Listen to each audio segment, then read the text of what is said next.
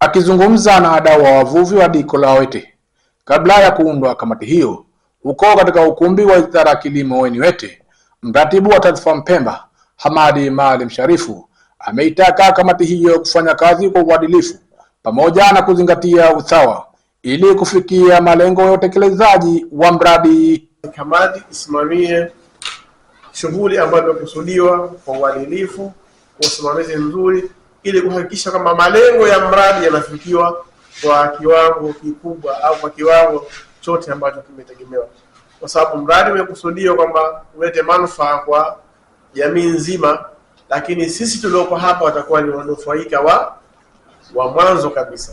Mvuvi atakuwa wa mwanzo, madalali na watu wote ambao tunashughulika pale bandarini tunakuwa ni watu wa mwanzo kufaidika na huu mradi. Ni kuhakikisha uadilifu na usawa katika kutekeleza hili jukumu. Akitoa maoni mara baada ya kuundwa kamati hiyo, mshiriki wa wadau hao kwa niaba ya washiriki wenzake Hames Makame amewashauri wasimamizi wa mradi wa TADFAM kuandaa miundombinu maalum ambayo itawezesha kamati hizo kufanya shughuli zake kwa uweledi, huku mjumbe ambaye amechaguliwa kuingia katika kamati ya kupokea malalamiko kutoka kwa wananchi wakati wa shughuli za ujenzi. Mohamed Kombo amesema kamati kwanza iwezeshwe kuweza kujitambua na kujua mipaka yao na wapi hatua za mbele wasipeleke. Kwanza hiyo kamati ielewe hivyo.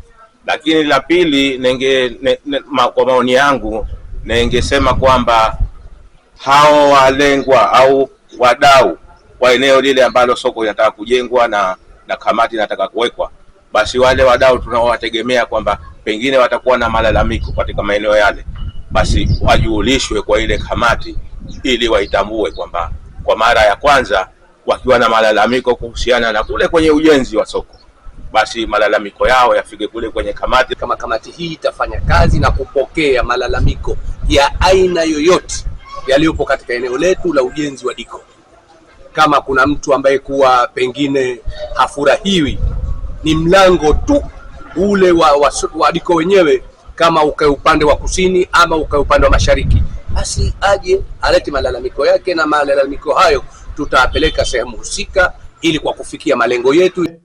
Naye afisa kinga wa jamii kutoka mradi wa TADFAM Zanzibar amesisitiza mashirikiano kwa wajumbe wa kamati za wadau katika kufanikisha malengo ya ujenzi wa diko la Wete. Nikiripoti kutoka kisiwani Pemba, ni mimi Maulid Hamisi.